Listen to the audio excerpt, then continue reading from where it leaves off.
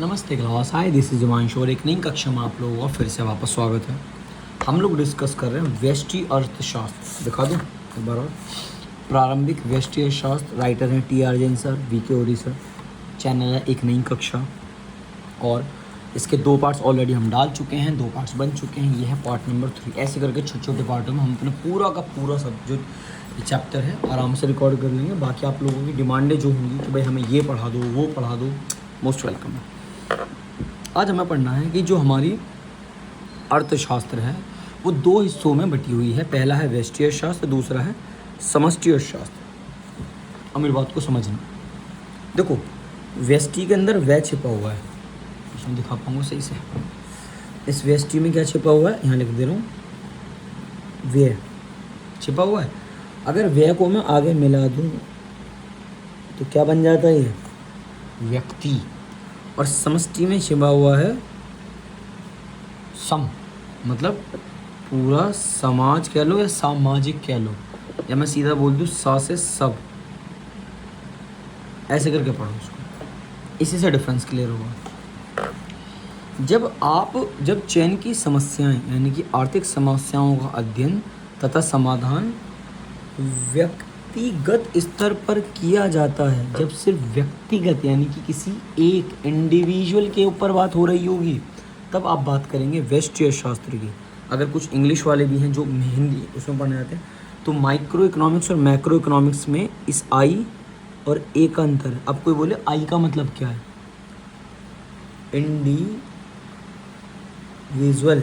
मतलब कोई व्यक्तिगत है व्यक्ति, और ए का मतलब है एग्रीगेट।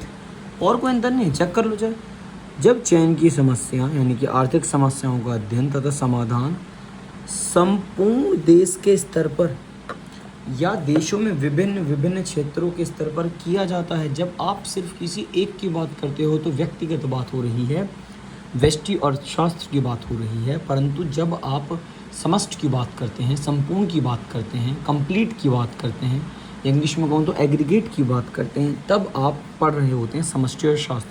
नो डाउट ये 12वीं में हो या 11वीं में, उसको थोड़ा और आगे डिटेल में लेके चलते हैं, क्योंकि ये अंतर 3 मार्क्स में सवाल दे जाता है, 3 मार्क्स के लिए इम्पोर्टेंट है। जैसे हमने पढ़ लिया, कहते हैं कि ऑरिजिन ऑफ द टर्म, अंग्रेजी भाषा में व्यष्टि को माइक्रो कहा जाता है। अंग्रेजी बका यह सिर्फ ग्रीस से लिया जाएगा, यानी कि माइक्रो उससे लिया गया है, जिसका अर्थ है छोटा। समझ रहे हो? ओके, मीनिंग यह एक आर्थिक इकाई की आर्थिक क्रियाओं का अध्ययन करता है, जैसे एक व्यक्तिगत गृहस्थ की नमक के लिए मांग अथवा आर्थिक इकाइयों के एक छोटे से समूह की आर्थिक क्रियाओं का अध्ययन किया जाता है, जैसे सभी गृहस्थों को नमक के लिए मांग करना। सिंपल सी भाषा में समझो, जब भी कभी कोई एक व्यक्ति, ठीक है, जैसे मैं इसको थोड़ा सा बताता हूँ, एक व्यक्ति, एक पर्सन हो गया, कोई एक फॉर्म हो गई, कोई एक इंस्टीट्यूट हो गया, कोई एक ग्रुप हो गया। सही, ग्रुप को समूह कह दो, इंस्टीट्यूट को इंस्टीट्यूट ही कह दो, ठीक है।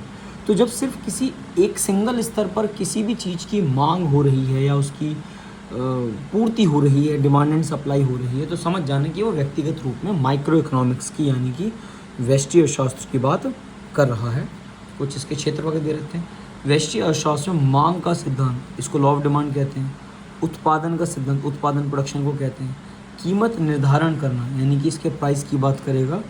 और साधन कीमत निर्भर यानी कि वितरण, उसको जो बांटा जाता है, जो डिस्ट्रीब्यूट किया जाता है, उस स्तर पर हम यहाँ पे यानी कि जो भी हम बात करेंगे वो यहाँ पे व्यक्तिगत रूप से यानी कि एक अकेले रूप में की जाएगी, इसमें ज़्यादा भीड़ नहीं होगी। जैसे आप जिन स्कूल आप अकेले हो क्लास के तो आप व्यक्तिगत हो, आपकी क्लास स्कूल में व्यक्तिगत हो जाती है, किसी वो फलानी जी 11वीं क्लास के बच्चे हैं, आपका स्कूल उस क्षेत्र में अकेला हो सकता है, आपका वो क्षेत्र उस शहर में अकेला हो सकता है, आपका वो शहर उस स्टेट में अकेला हो सकता है, आपका वो स्टेट देश में अकेला हो सकता है। तो हर जगह व्यक्तिगत है। समझोगे तो ज़रूरत का डिफरेंस पता चल जाएगा। अब आते हैं समष्टि के ऊपर। अंग्रेजी भाषा में समष्टि का अर्थ है मैक्रो, मैक्रो कहा जाता है। अंग्रेजी भाषा का ये शब्द ग्रीक भाषा के मैक्रोस से लिया गया है, जिसका मतलब है बड़ा। तो सिंपल शब्दों में तो माइक्रो इकोनॉमिक्स छोटा भाई है, मैक्रो इकोनॉमिक्स बड़ा भाई है, ठीक है। अर्थ क्या है, संपूर्ण, ये संपूर्ण अर्थव्यवस्था के स्तर पर आर्थिक क्रियाओं का अध्ययन करता है, दैट्स इट। संपूर्ण अर्थ हम ऊपर वाले में क्या लिख सकते थे कि यह व्यक्तिगत अर्थव्यवस्था के स्तर पर आर्थिक क्रियाओं का अध्ययन करता है। वहाँ व्यक्तिगत लिख देते हैं, संपूर्ण लिख दो।